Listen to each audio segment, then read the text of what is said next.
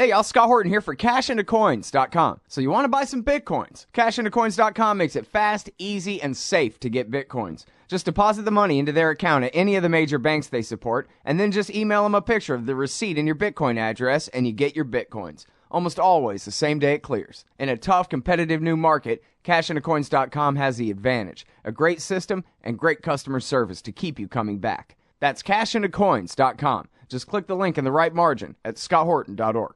All right, you guys, welcome back to the show.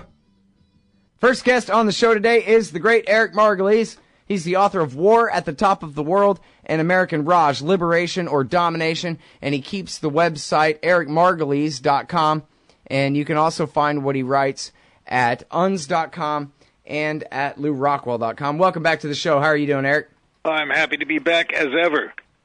Well, good. Hey, man, so I ain't trying to be too whiny about it or anything, but I'm a little bit scared about what's going on in Ukraine here because I'm doing my little thought experiments and stuff with the little I know about it, and it sort of seems like the government of Kiev is going to try something, I don't know, really stupid, really violent to seize control back from the towns in rebellion in the east, and that this very well could at least, quote-unquote, depending on your point of view, force Vladimir Putin's hand and, you know, give him the excuse, at least, to invade eastern Ukraine and maybe go all the way to Odessa and maybe further and who knows what. And then God knows what the Republicans and the Democrats and the Brits and Germans and whatever other madmen in play here might do about it. And so I wonder if you think I really have cause to worry. Is there something important that I'm missing? Or what the hell is going on here?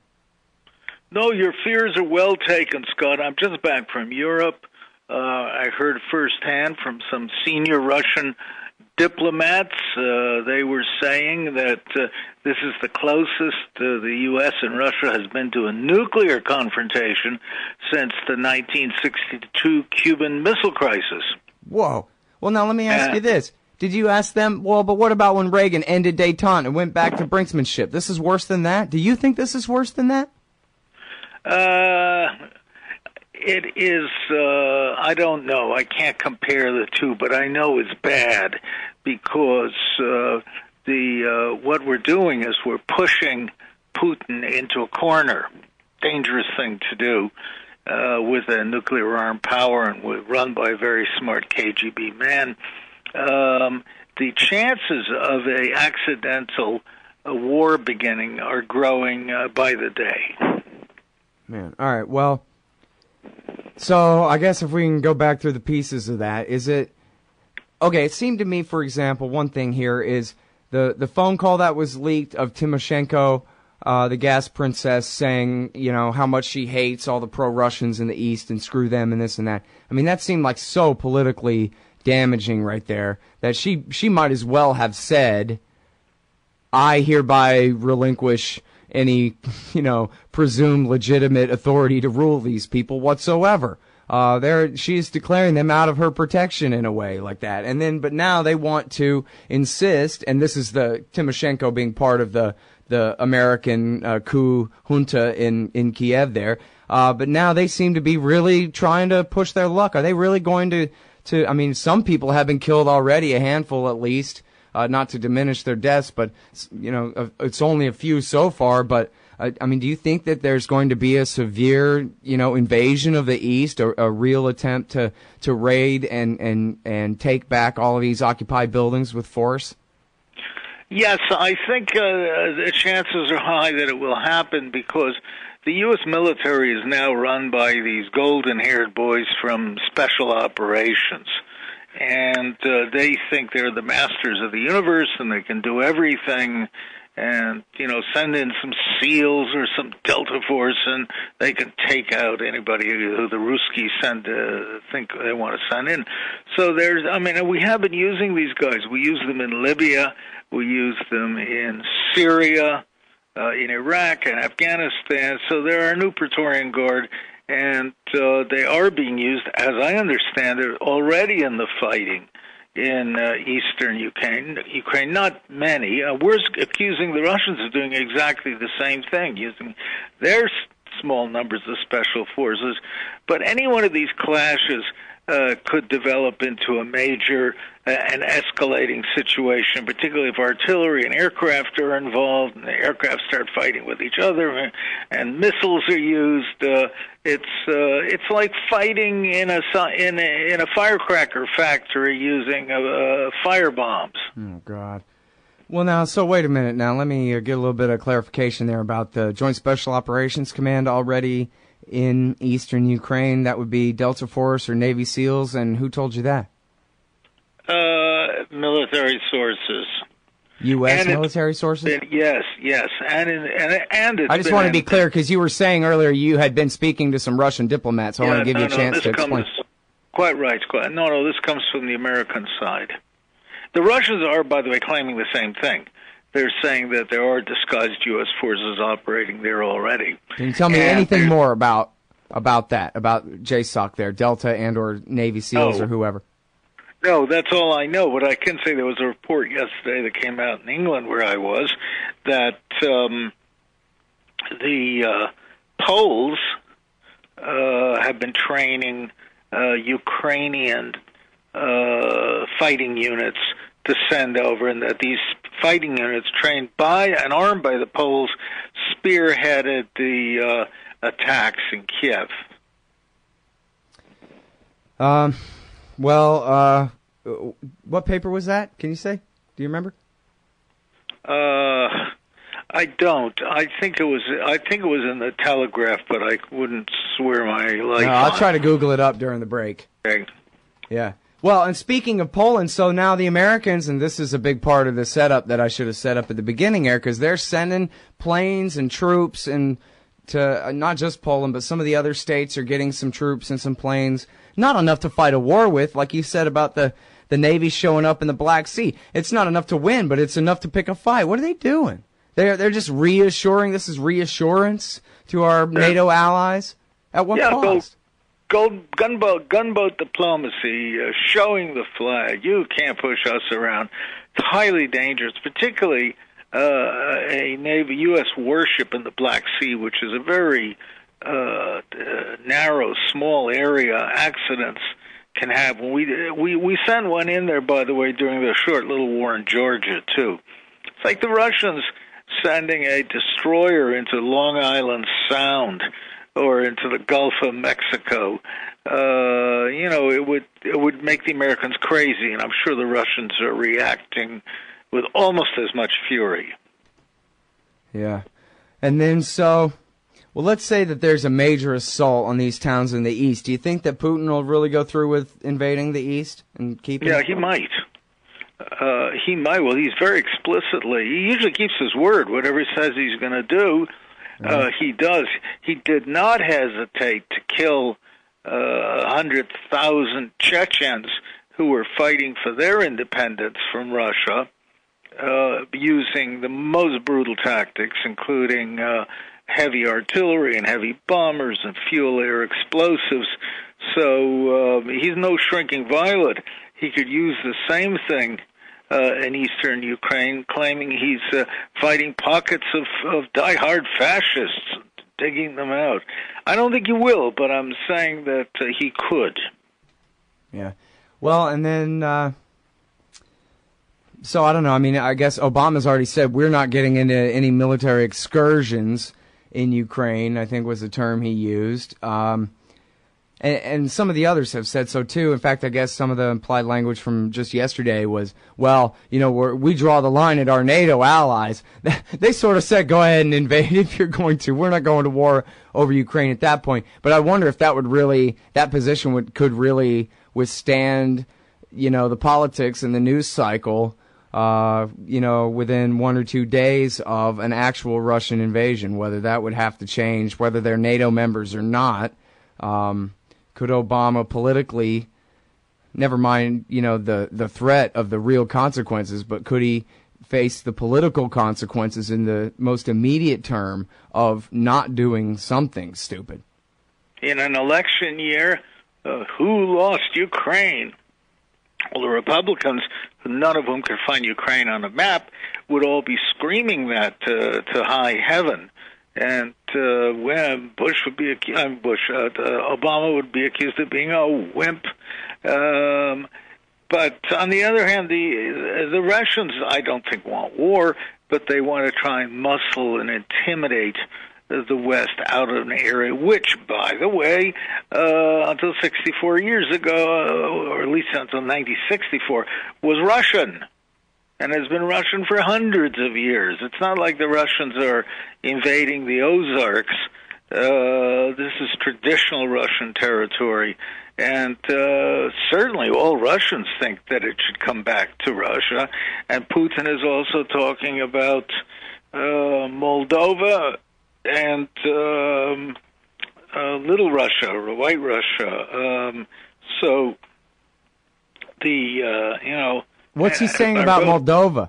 You're talking about the Transnistria or whatever, all that? Yeah, he's saying that should revert back to Russia if its people want it, which they clearly do. And Belarus, very close to Russia too, used to call it White Russia. A lot of its people, not all, but a lot, want to reunite with Russia. You know, there's a lot of nostalgia for the Soviet Union. Most people were better off under the Soviet Union, and except for a small minority. So Putin says that he will stand behind these people. All right, well, hold it right there. We got to take this break, and we'll be right back, everybody, with the great Eric Margolis, ericmargolis.com, also LouRockwell.com and UNS.com. His books are War at the Top of the World and American Raj, Liberation or Domination. One sec. Hey, y'all, Scott here. First, I want to take a second to thank all the show's listeners, sponsors, and supporters for helping make this show what it is. I literally couldn't do it without you. And now I want to tell you about the newest way to help support the show. Whenever you shop at Amazon.com, stop by ScottHorton.org first, and just click the Amazon logo on the right side of the page. That way, the show will get a kickback from Amazon's end of the sale. It won't cost you an extra cent. And it's not just books. Amazon.com sells just about everything in the world, except cars, I think. So whatever you need, they've got it. Just click the Amazon logo on the right side of the page at ScottHorton.org, or go to ScottHorton.org/Amazon. All right, you guys, welcome back to the show. I'm Scott Horton. This is my show, The Scott Horton Show. I'm on the line with the great Eric Margolis. EricMargolis.com, LouRockwell.com, UNS.com. And now, Eric, I wanted to play for you this short clip, if I could, of the ridiculous Victoria Nuland, U.S. Ambassador to Europe, basically, Undersecretary of State for European Affairs, on the Amanpour show on CNN yesterday. It's, I think, just less than a minute.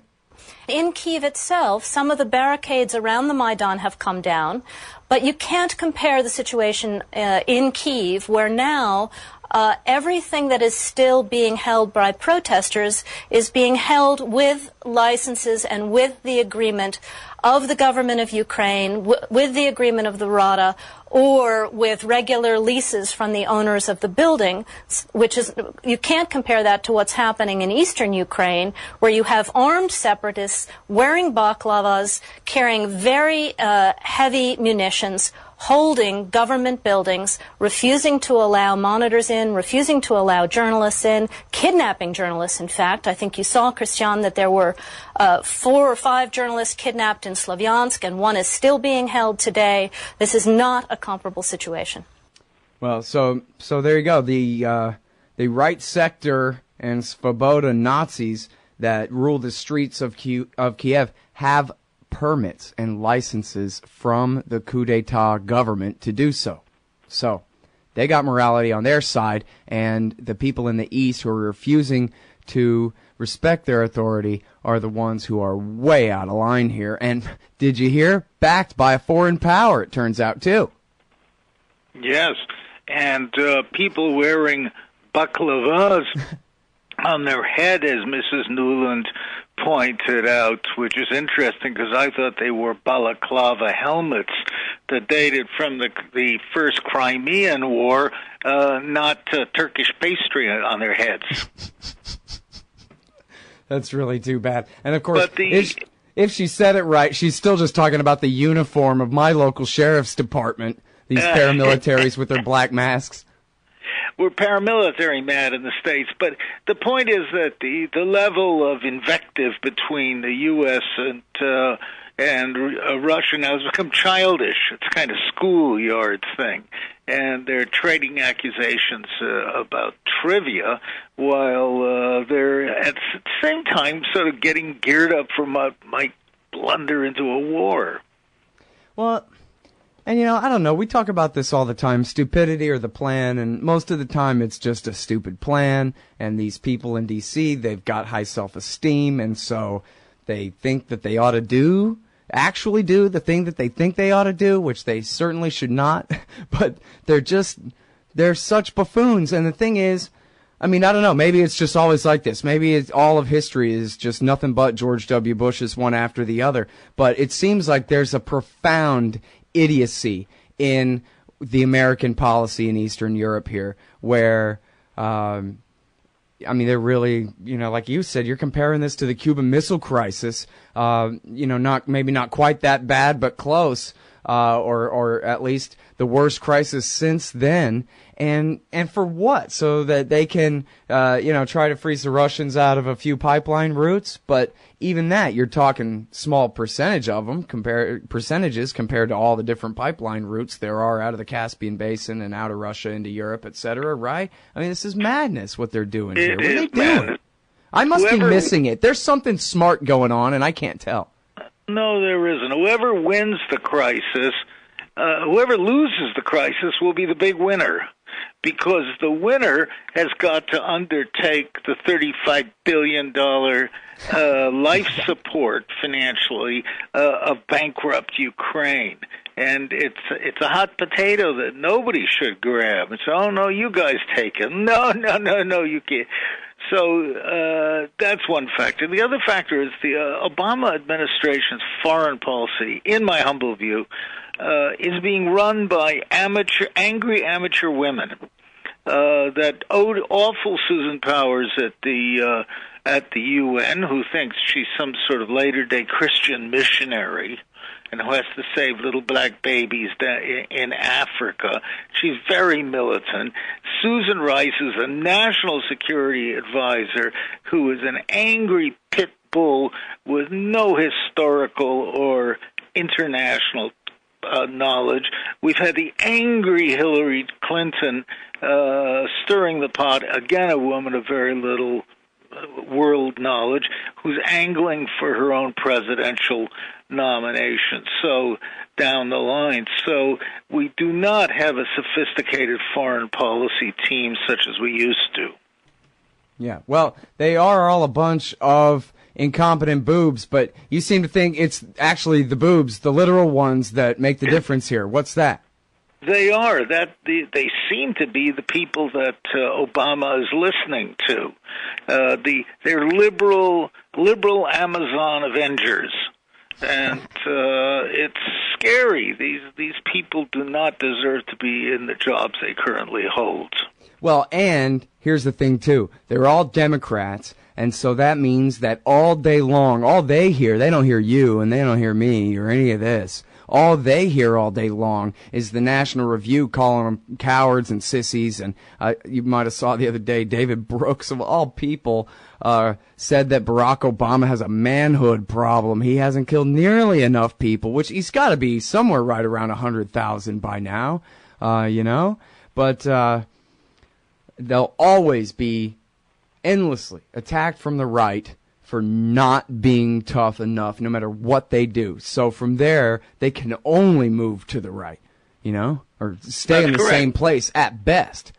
Attacked by these chicken hawks on the right who all dodged the draft during the Vietnam War and never sent their sons into the military, which is particularly sickening for me as a Vietnam-era vet. I listen to these guys, and I just want to get ill.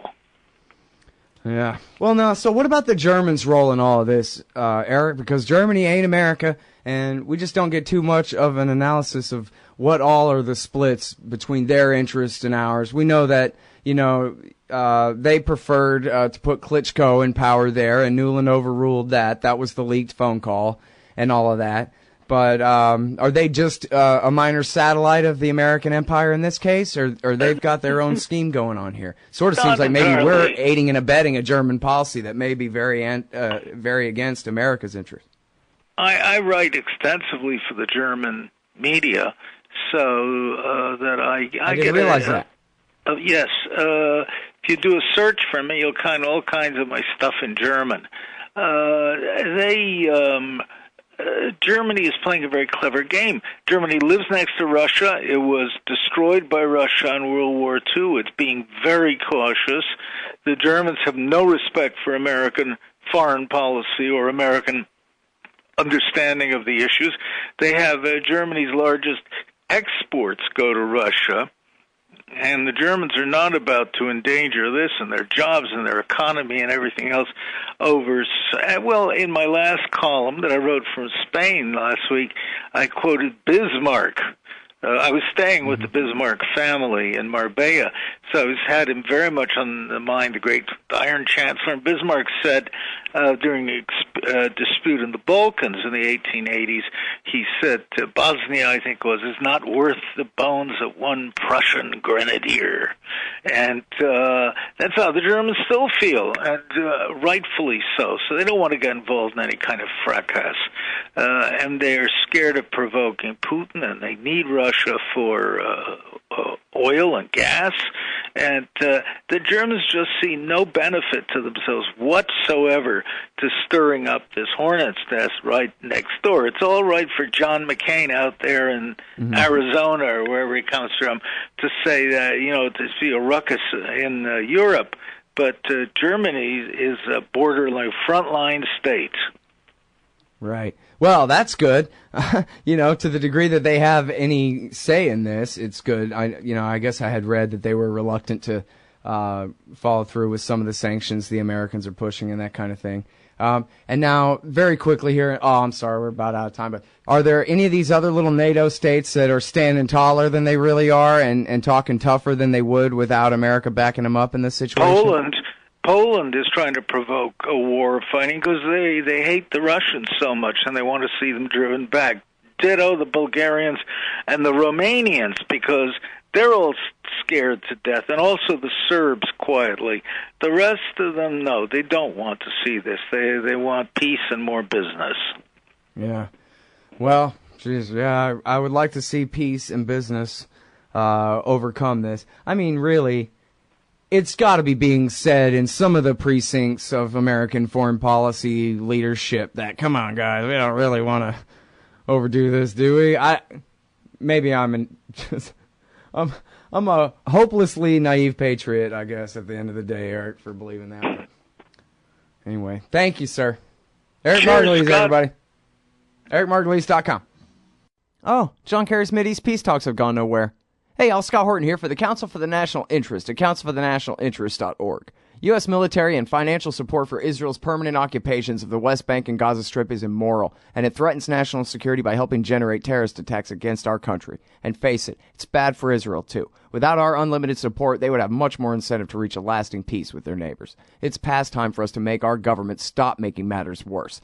Help support CNI at councilforthenationalinterest.org. So you're a libertarian, and you don't believe the propaganda about government awesomeness you were subjected to in 4th grade. You want real history and economics.